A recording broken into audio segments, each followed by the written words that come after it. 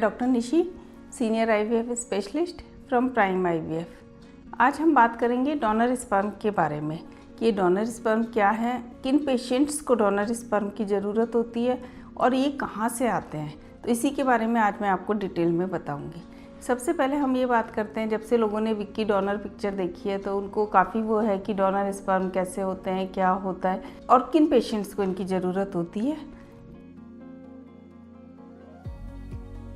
तो donor sperm जो होते हैं वो ART बैंक के थ्रू आते हैं। और जो पेशेंट्स, कई बार क्या होता है कि हस्बैंड एंड वाइफ हमारे पास आते हैं, तो हम जब हस्बैंड के इन्वेस्टिगेशंस कराते हैं तो हमें पता चलता है कि हस्बैंड में शुक्राणु नहीं है, नील है। तो हम उनका 2 से 3 बार उनके अलग अलग लैब से या अपनी लैब में 3 बार उनका सीमन एनालिसिस कराते हैं। अगर हमें नहीं मिलते हैं स्पर्म तो फिर हम उनका hormonal test, follicle stimulating hormone, luteinizing hormone और इसके अलावा टेस्टोस्टेरोन कराते हैं। अगर वो नॉर्मल आते हैं तो हम उनका स्क्रोटम का अल्ट्रासाउंड कराते हैं, बायोप्सी लेते हैं, कई बार FNAC लेते हैं या टीसा किया जाता है।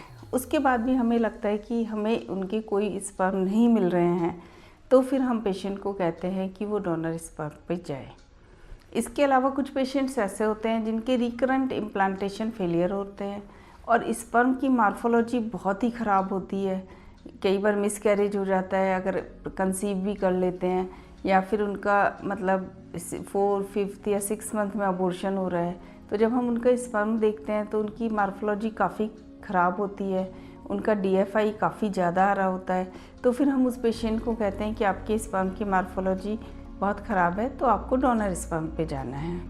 इसके अलावा कई बार जो सिंगल लेडी है वो माँ बनना चाहती है तो वो डोनर स्पर्म ले सकती है। तो इस तरह से मैंने आपको 3-4 बताई कि जिनमें हम डोनर स्पर्म यूज करते हैं। अब आप सोच रहे हो कि डोनर स्पर्म आते कहाँ से हैं। तो इसके लिए ART बैंक होते हैं जो कि गवर्नमेंट के द्वारा अप्रूव्ड किए जाते हैं। वो पूरा नियम कानूनों का पालन करते हैं और गवर्नमेंट के थ्रू रजिस्टर्ड होते हैं।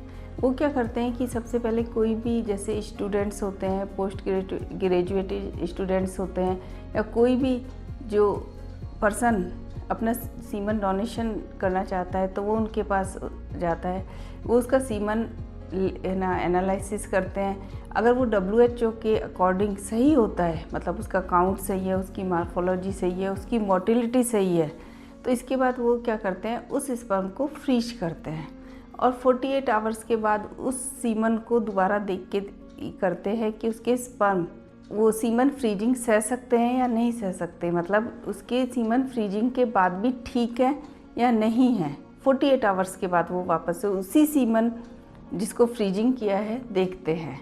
अगर वो सही होता है तो वो फिर उस पर्सन को दोबारा बुलाते हैं बैंक वाले और उसके पूरा टेस्ट जैसे HIV, VDRL, HBsAg, SCV, इसके अलावा अगर डायबिटीज़ वगैरह तो नहीं है पेशेंट को, उसके टेस्ट लिए जाते हैं, थायराइड का टेस्ट लिया जाता है। जब सभी टेस्ट उसके नॉर्मल आते हैं, इसके अलावा एक जो पैनल होता है वो उसके सारा उसका इंटरव्यू लेता है कि उसकी फैमिली में कोई जेनेटिक डिजीज तो नहीं है, वो कोई एंटीसाइकोटिक ड्रग पे तो नहीं है, या उसकी फैमिली में कोई डिप्रेशन की हिस्ट्री या जेनेटिक हिस्ट्री तो नहीं है। ये सब उस पर्सन के बारे में पूरी जानकारी लेने के बाद ही उसके स्पर्म को लेके फ्रीज किया जाता है। अब फ्रीज करने के बाद उसका जो सैंपल है वो 6 मंथ के बाद ही सेंटर्स में दिया जाता है। आप बोलोगे 6 मंथ क्यों? क्योंकि 6 मंथ के बाद उसको फिर बुलाया जाता है उसी पर्सन को और उसके फिर से टेस्ट होते हैं, HIV, VDRL, HBsAg, SCV। कहीं ऐसा तो नहीं है कि उसके वो टेस्ट पॉजिटिव आ जाएं या नेगेटिव अगर आते हैं तभी उसी सैंपल को सेंटर्स में दिया जाता है, क्योंकि अगर उसको 10 दिन पहले HIV है तो एकदम से नहीं आएगा। 6 मंथ का जो ये पीरियड होता है इसको क्वारंटाइन पीरियड कहा जाता है। इसके अंदर इसके बाद ही दोबारा पेशेंट के टेस्ट, वो पर्सन के टेस्ट करते हैं। अगर वो नेगेटिव होते हैं तो फिर उसके सैंपल को फ्रीज करके रखा जाता है। तो इस तरह से मैंने आपको बताया कि ART बैंक काम करते हैं। अब जब आपके पास ये डोनर स्पर्म होते हैं, उन डोनर स्पर्म ART बैंक में हो गए हैं। अब ये होता है कि हमारे पास कोई भी कपल आता है तो उस कपल के हम उसका जो हस्बैंड है उसके पैरामीटर्स देखते हैं कि उसका हेयर कलर क्या है, आई कलर क्या है और उसकी हाइट कितनी है, फेयर है, ये सब हम बैंक को बताते हैं। इसके अलावा एक इम्पॉर्टेंट पॉइंट है, अगर वो नॉर्थ ईस्ट का है तो हम उसको बताते हैं कि नॉर्थ ईस्ट का सैंपल चाहिए, साउथ का है तो साउथ का सैंपल चाहिए। तो ये सब जो क्वेश्चंस हैं ये सब हम लिख के एक पेपर पे ये सब चीज़ें हम उसी के अकॉर्डिंग एआरटी बैंक में भेजते हैं और एआरटी बैंक वाले उसी तरह का सीमन सैंपल हमें प्रोवाइड करते हैं।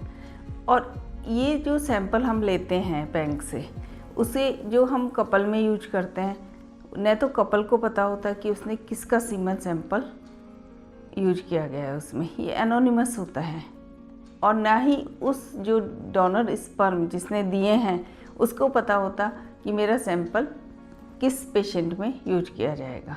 तो ये एकदम एनोनिमस है, इसके बारे में न डोनर स्पर्म वाले को पता होता ना उस कपल को पता होता।